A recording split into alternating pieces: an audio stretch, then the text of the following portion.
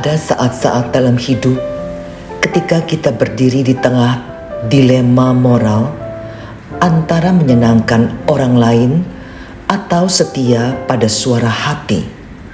Dan seringkali suara hati itu membawa kita pada pilihan yang tidak populer, yaitu berkata tidak. Teman dekatmu memintamu menutupi jejak perselingkuhannya. Katakan, aku bersamamu malam itu ya, pintanya. Tapi kamu tahu, itu adalah sebuah dusta. Rekan kerjamu menawarkan pembagian keuntungan di luar sistem. Ini bukan mencuri katanya, hanya memanfaatkan celah. Tapi kamu tahu, itu adalah ketidakjujuran.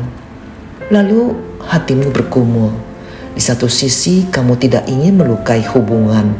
Di sisi lain kamu tahu, diam adalah setuju. Dan setuju berarti bersekongkol. Yesus berkata dengan jelas dan sederhana, jika ya, hendaklah kamu katakan ya.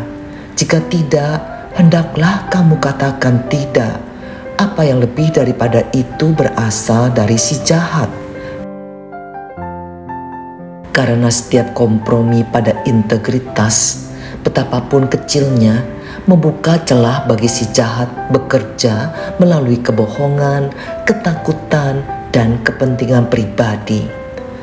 Menolak untuk berbohong demi teman bukan berarti kamu tidak peduli. Menolak untuk ikut main aman demi keuntungan bukan berarti kamu tidak loyal. Itu berarti kamu mengasihi Tuhan lebih dari sekedar kenyamanan dan penerimaan sosial. Kita dipanggil bukan untuk menyenangkan semua orang, tapi untuk menjadi terang dan garam yang kadang berarti berkata tidak, bahkan saat semua orang berkata ya.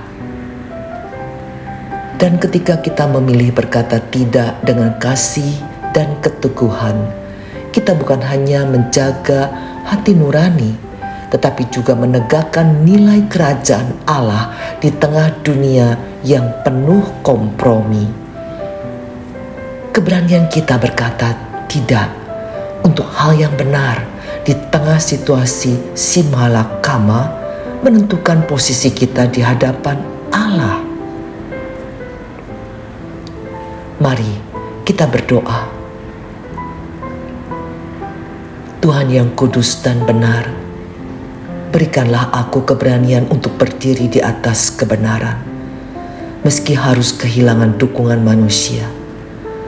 Ajarlah aku untuk tidak mengorbankan nurani demi kepentingan orang lain, dan untuk tidak membungkam hanya demi rasa nyaman.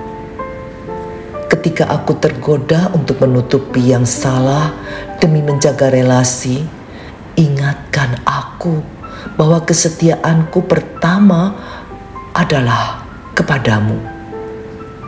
Ketika aku tergoda untuk ikut arus karena semua orang melakukannya, teguhkan aku untuk berkata tidak dengan kasih dan ketegasan. Biarlah hidupku menjadi cermin kebenaran-Mu dan perkataanku menjadi ya dan tidak yang jujur di hadapan-Mu dan sesama. Karena aku percaya lebih baik kehilangan persetujuan dunia daripada kehilangan hadirat-Mu. Dalam nama Yesus yang adalah jalan, kebenaran, dan hidup, aku berdoa. Amin.